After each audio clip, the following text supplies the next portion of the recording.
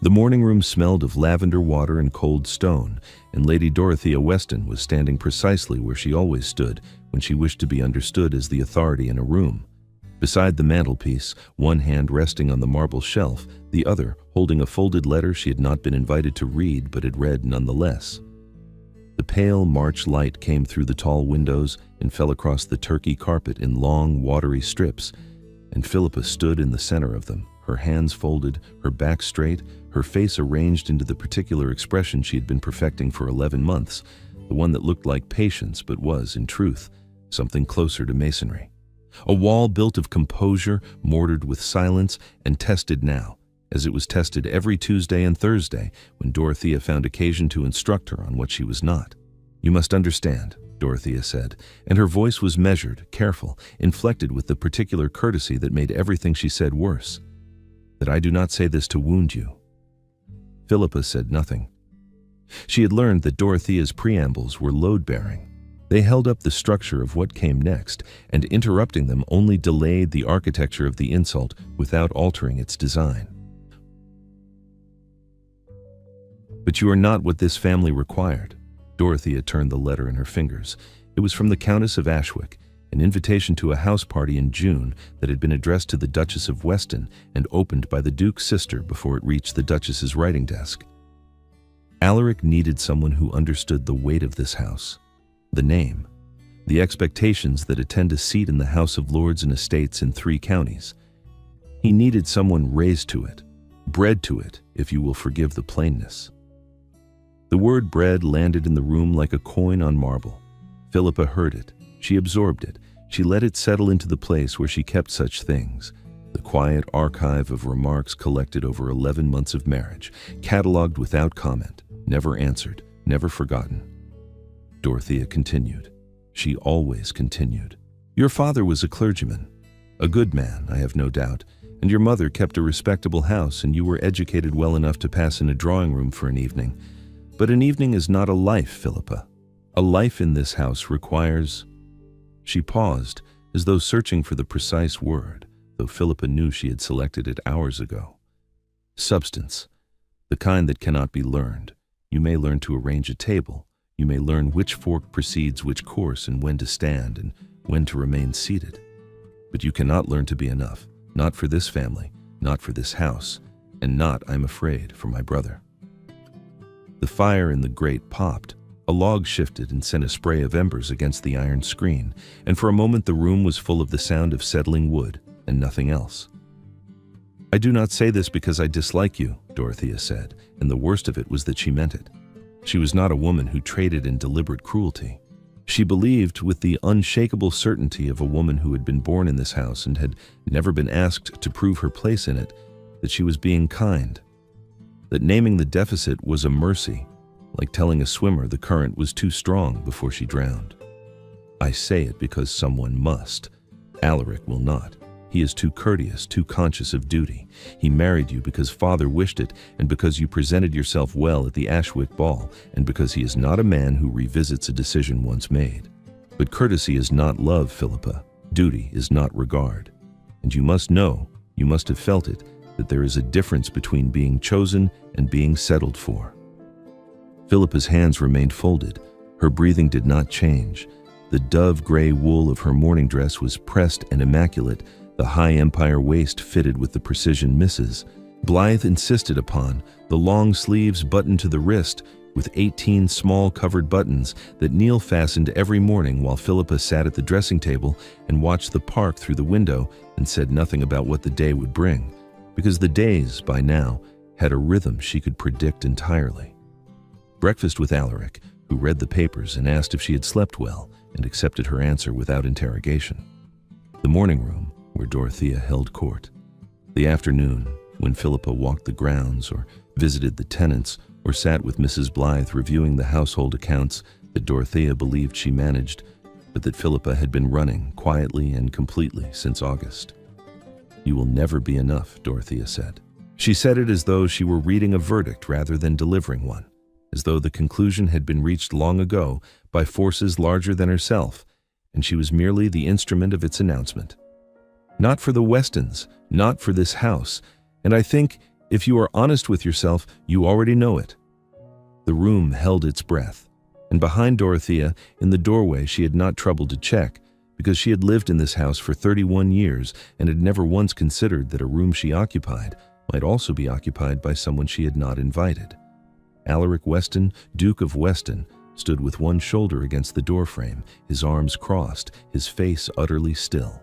He was wearing the dark green riding coat he had put on after breakfast, with the intention of inspecting the drainage work on the south fields, and his boots were still clean, which meant he had not yet left the house, which meant he had come through the hall on his way to the stables and had stopped because he heard his sister's voice and his wife's silence, and the silence had told him more than the voice. He had been there since bread. Dorothea did not know. She had positioned herself with her back to the door, facing Philippa, the posture of a woman delivering a private judgment that she believed would never reach the bench. Her hand was still on the mantelpiece. The letter from the Countess of Ashwick was still in her fingers, the seal broken by hands that had no right to break it. Philippa saw him.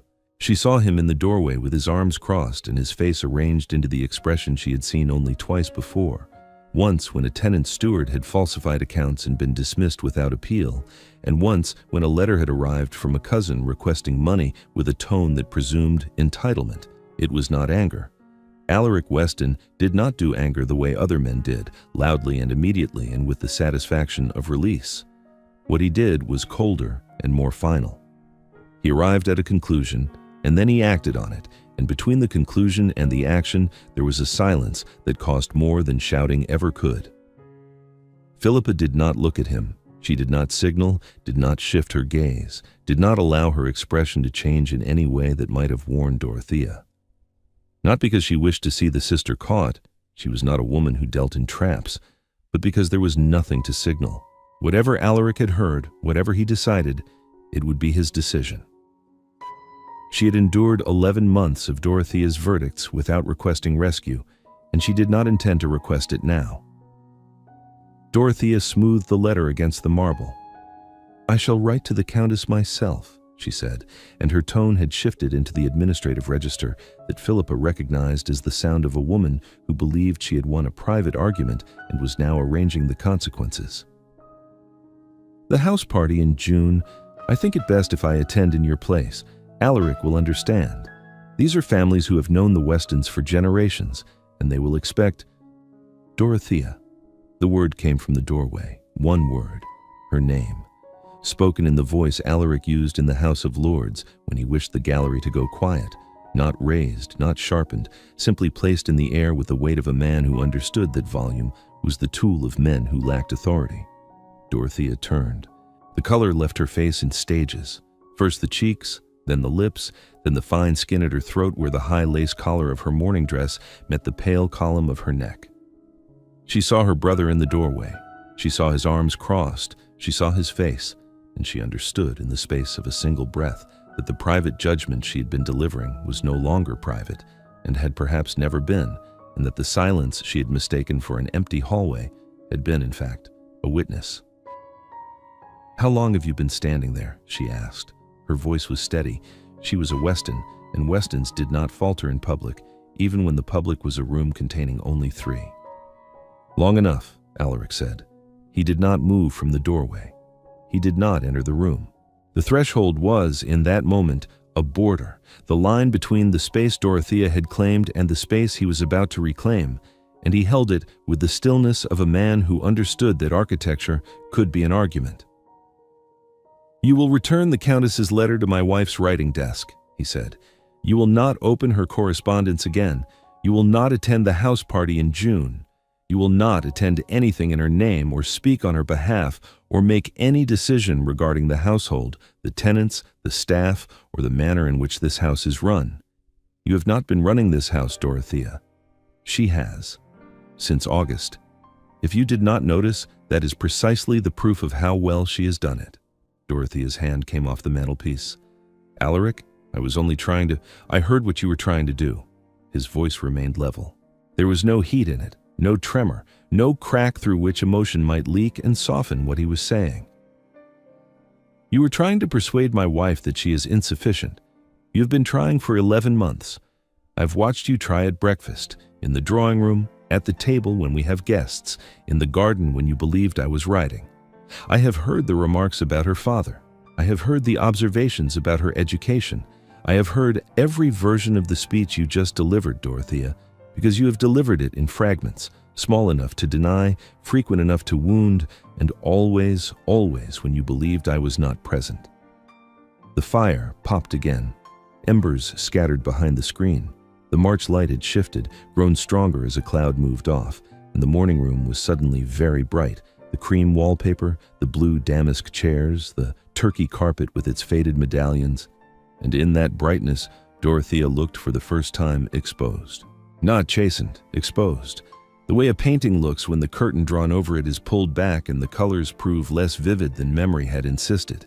She is a clergyman's daughter, Dorothea said, and there was something in her voice now that was not defiance, but conviction, the deep, structural certainty of a woman who had built her understanding of the world on a foundation she could not afford to question. She was not raised to this.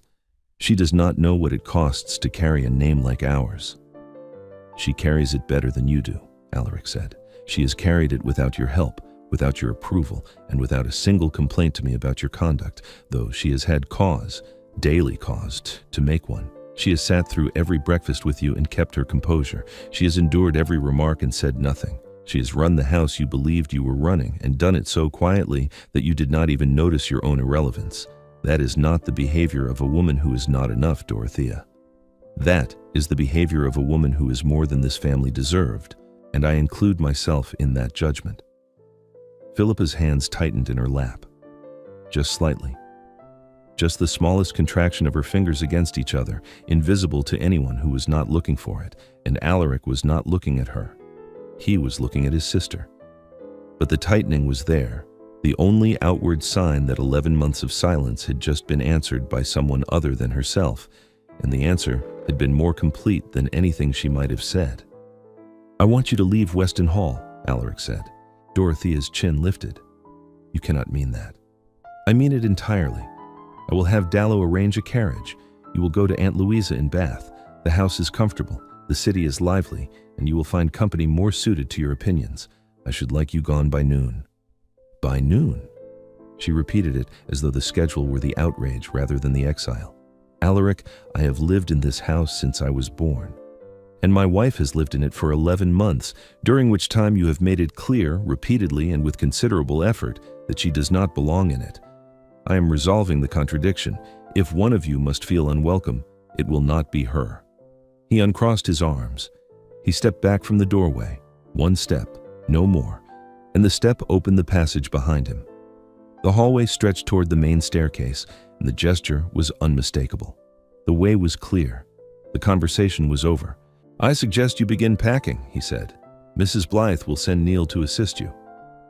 Dorothea stood very still.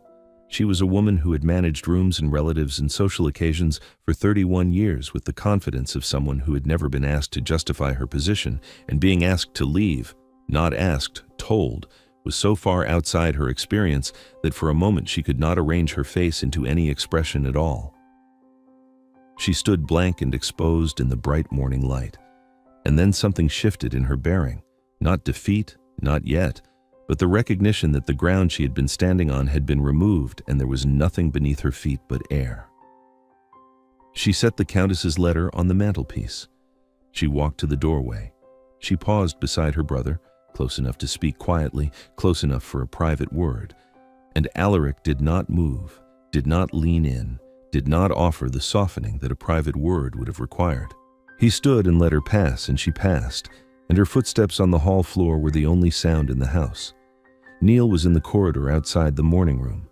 She had been polishing the silver salver on the side table, a task she performed every Tuesday morning, a task that placed her within earshot of a room she had never intended to eavesdrop upon but could not, given the acoustics of a house built in 1742, fail to hear.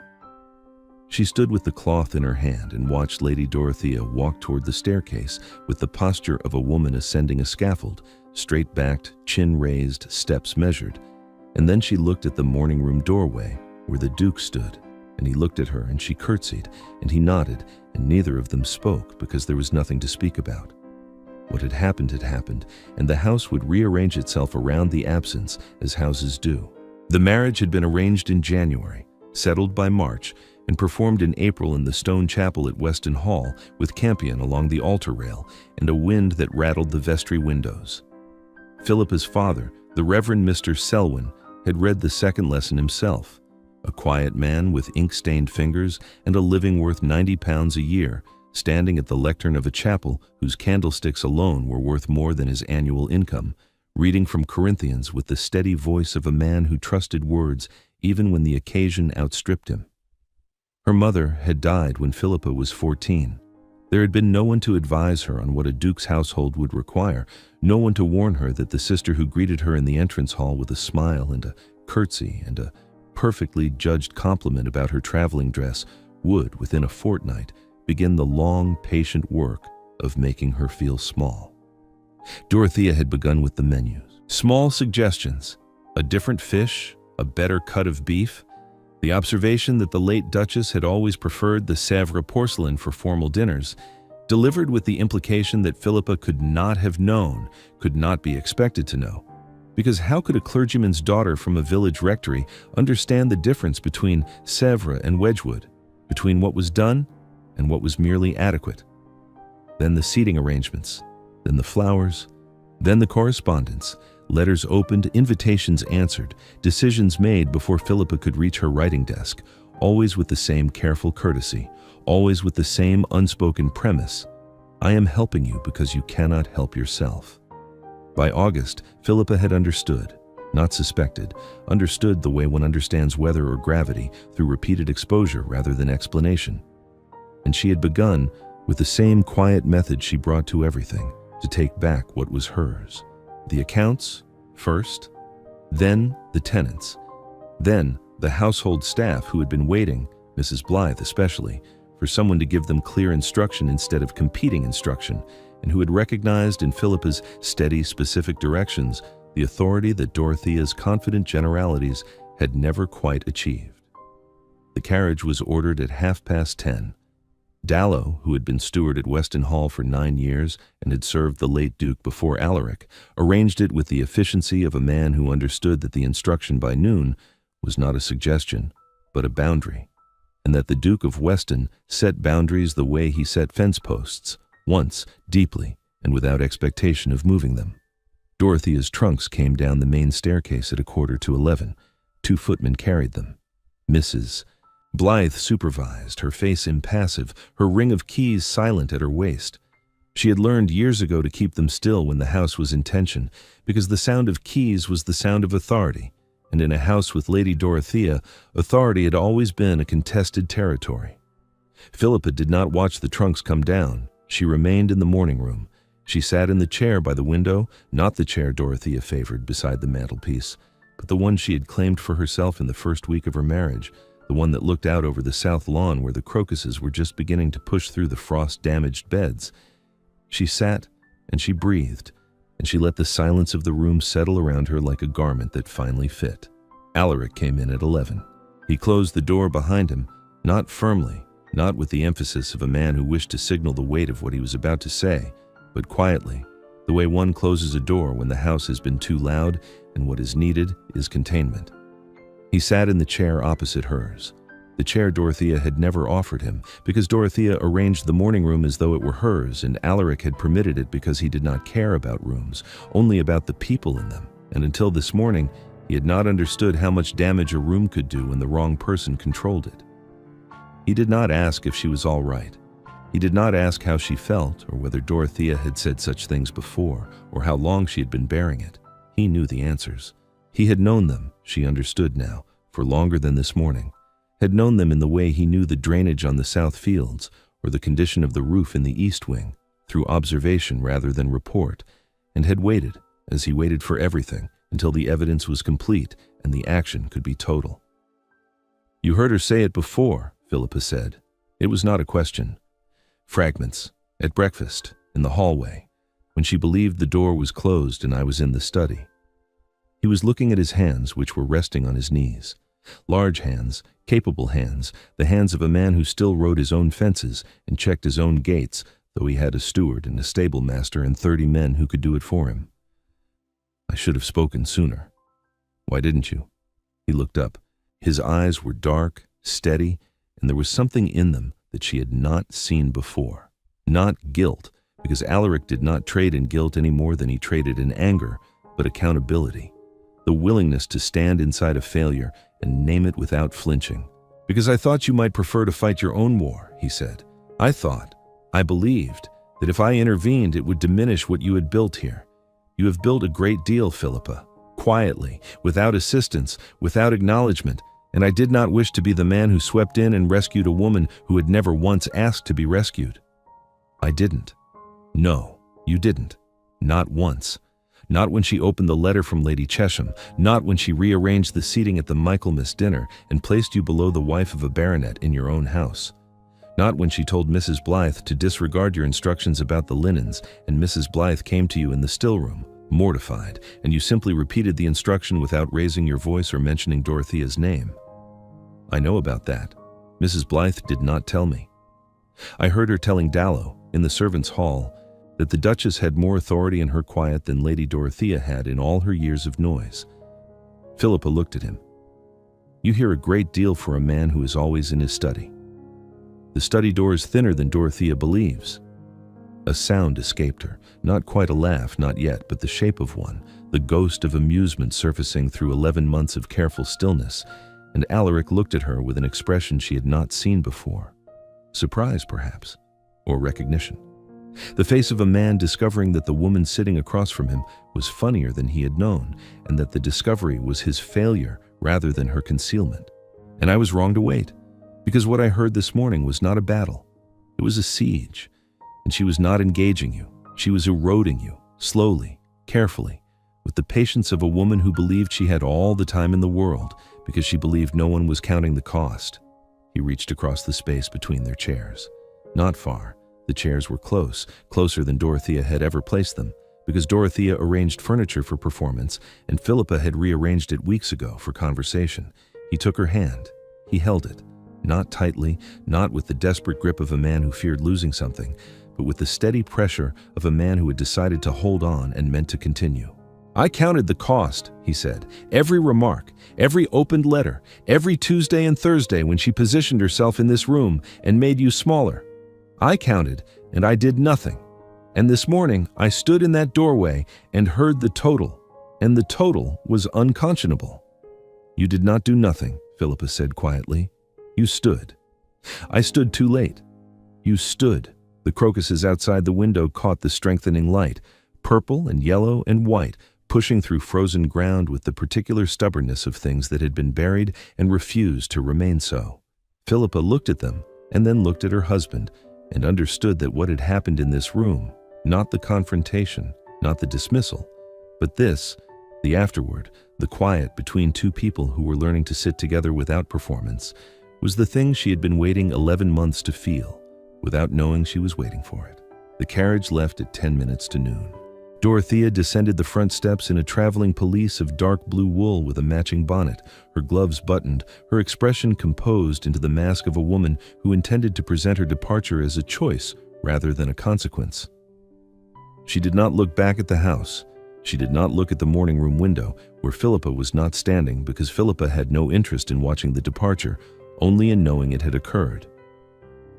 Sir Haddon Price, riding past the gates of Weston Hall on his way to the village, saw the carriage turn onto the main road and noted the Weston crest on the door and Lady Dorothea's profile in the window. He mentioned it to his wife over luncheon. His wife mentioned it to Mrs. Price the elder. By Tuesday, the parish understood that Lady Dorothea Weston had removed to Bath, and by Thursday, the parish understood why.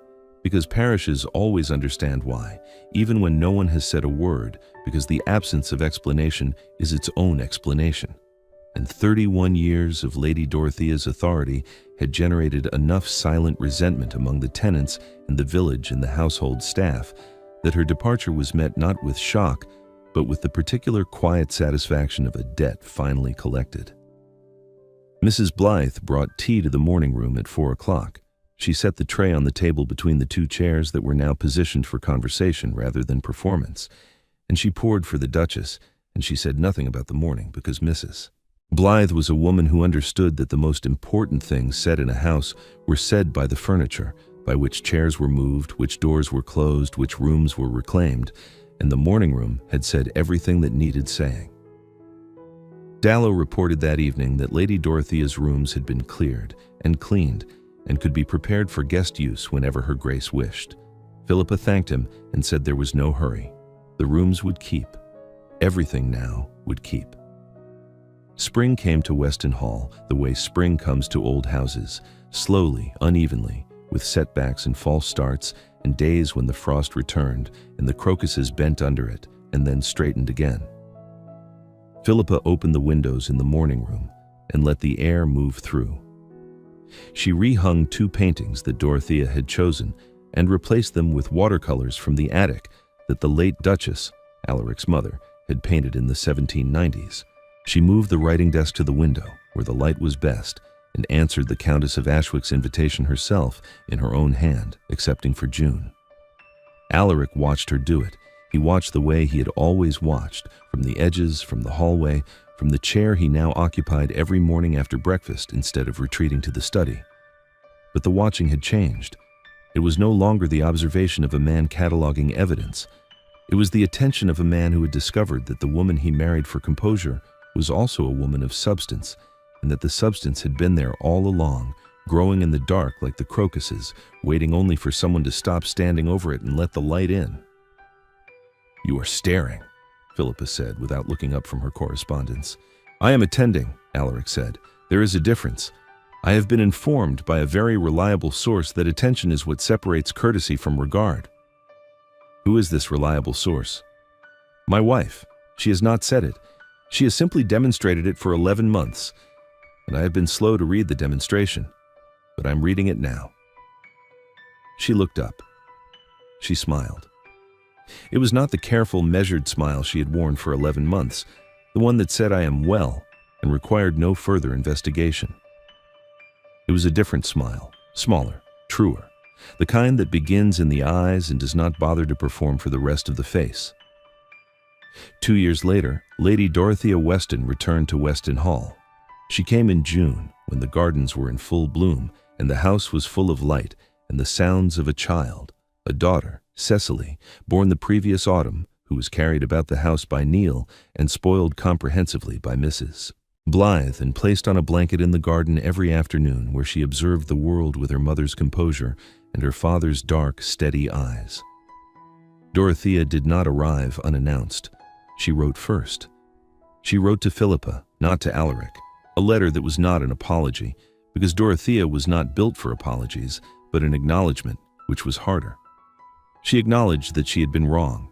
She did not explain why she had been wrong, because the why was obvious to anyone who had spent 2 years in Bath watching the world continue without her participation in it. She asked if she might visit. She used the word visit, not return, not come home, but visit, the word of a guest, not a resident, and the distinction was the apology she could not write. Philippa showed the letter to Alaric.